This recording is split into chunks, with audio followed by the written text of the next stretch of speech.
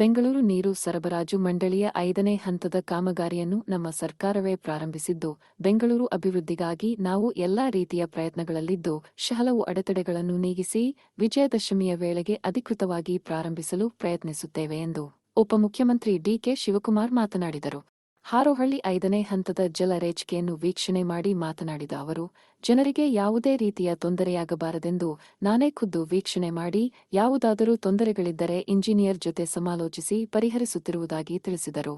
ಈ ಯೋಜನೆಯಿಂದ ಬೆಂಗಳೂರಿಗೆ ಮುಂದಿನ 10 ವರ್ಷಗಳ ಕಾಲ ಯಾವುದೇ ನೀರಿನ ಕೊರತೆ ಬಾರದ ಹಾಗೆ ಮನೆ ಮನೆಗೂ ನೀರು ನೀಡುವುದು ನಮ್ಮ ಸರ್ಕಾರದ ಗುರಿಯಾಗಿದೆ.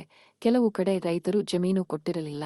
ನಾನು ಮತ್ತು ನಮ್ಮ ಮುಖ್ಯಮಂತ್ರಿ ಸಿದ್ದರಾಮಯ್ಯನವರು ಪರಿಹರಿಸಿದ್ದು ಈ ಯೋಜನೆಯಿಂದ ಆನೇಕಲ್, ಕೆಂಗೇರಿ, ಬ್ಯಾಟರಾಯನಪುರ, ಯಶವಂತಪುರ, ಮಹದೇವಪುರ, ಕೆಆರ್ಪುರ ಈ ರೀತಿ ಬೆಂಗಳೂರಿನ ಎಲ್ಲಾ ಭಾಗಕ್ಕೆ ನೀರನ್ನು ಒದಗಿಸಲು ಯೋಜನೆಯನ್ನು ರೂಪಿಸಿದ್ದೇವೆ ಎಂದರು. ಟಿಕೆಹಳ್ಳಿ ಮತ್ತು ಸತ್ತೆಗಾಲ ಯೋಜನೆಗೆ ಭೇಟಿ ನೀಡಿ ಅಲ್ಲಿ ಇರುವಂತಹ ಅರಣ್ಯ ಸಮಸ್ಯೆಯನ್ನು ಆದಷ್ಟು ಬೇಗ ಪರಿಹರಿಸಲಾಗುವುದು ಎಂದು ತಿಳಿಸಿದರು. ಭೇಟಿಯ ವೇಳೆ ಶಾಸಕ ಎಸ್ಟಿ ಸೋಮಶೇಖರ್, ವಿಧಾನ ಪರಿಷತ್ ಸದಸ್ಯ ಎಸ್ ರವಿ, ಜಿಲ್ಲಾ ಪಂಚಾಯಿತಿ ಮಾಜಿ ಅಧ್ಯಕ್ಷ HK Nagaraj, B Eshwar, Harish Kumar, Ashok Kumar, Somanna, SK Suresh, Shekhar Kanthi, Ramesh ಹಾಗೂ ಮುಖಂಡರು, ನೂರಾರು ಕಾರ್ಯಕರ್ತರು ಹಾಜರಿದ್ದರು. ಬೆಂಗಳೂರು ನಗರದ ಎಲ್ಲ ನಾಗರಿಕರಿಗೆ ನಾನು ನೀರು ಒದಗಿಸಿಕೊಳ್ಳೋದು ನನ್ನ ಮೊದಲನೇ ಆದ್ಯತೆ. ಅದಕ್ಕೋಸ್ಕರನೇ ಮೇಕೆದಾಟು ಪಾದಯಾತ್ರೆ ಮಾಡ್ತಾ ಇತ್ತು. ಈಗ ಎತ್ತಿನೊಡೆಗೂ ಹೋಗಿ ಅಲ್ಲಿ ಪ್ರಾರಂಭ ಮಾಡಿಸಿದ್ವಿ. ಈಗ ವಿಜಯದಶಮಿ ಸಂದರ್ಭದಲ್ಲಿ ಇದನ್ನು ಕೂಡ ಪೂಜೆ ಮಾಡೋಂಥ ಕೆಲಸ ಮಾಡ್ತೀವಿ. ಅದಕ್ಕೆ ಮುಂಚಿತವಾಗಿ ಏನೇನು ಸ್ವಲ್ಪ ಟೆಕ್ನಿಕಲ್ ಪ್ರಾಬ್ಲಮ್ಸ್ ಇದೆ ಅದೆಲ್ಲ ಸರಿ ಮಾಡೋಕ್ಕೋಸ್ಕರ ಇಲ್ಲಿ ಬಂದಿದ್ದೀನಿ.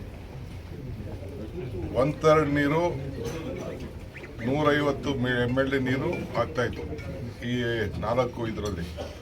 ಒಂದರಲ್ಲೇ 750 MLD 5th ಸ್ಟೇಜು ಅದು ಪೂರ್ಣ ಮಾಡ್ತಾ ಇದ್ದೀವಿ. ಆಮೇಲೆ ನಿಮಗೆಲ್ಲ ನೀರು ಉಳಿಸ್ಕೊಂಡು ಅಲ್ಲ ಸರ್, ಈಗ ನಜೀರ್ ಸಾಬ್ ಅವರು ನೀರು ಸಾಬ್ ಅಂತ ಕರೀತಾರೆ. ನೀರಿದ್ರೆ ಜಲನೇ ಜೀವನ. ಇಲ್ಲ ವ್ಯವಸಾಯಕ್ಕಾಗ್ಬೋದು, ಇಲ್ಲ ಕುಡಿಯೋ ನೀರಿಗಾಗ್ಬೋದು. ಅದು ನನ್ನ ಆದ್ಯತೆ. ಸದಾ ನಿಮ್ಮ ಸೇವೆಯಲ್ಲಿ ಪ್ರಜಾ ಭಾರತ ನ್ಯೂಸ್ ವೀಕ್ಷಕರೇ, ಸಾಮಾಜಿಕ ನ್ಯಾಯಕ್ಕಾಗಿ ನಮ್ಮ ಚಾನೆಲ್ ಸಬ್ಸ್ಕ್ರೈಬ್ ಮಾಡಿ, ಶೇರ್ ಮಾಡಿ, ಲೈಕ್ ಮಾಡಿ. ಧನ್ಯವಾದಗಳು.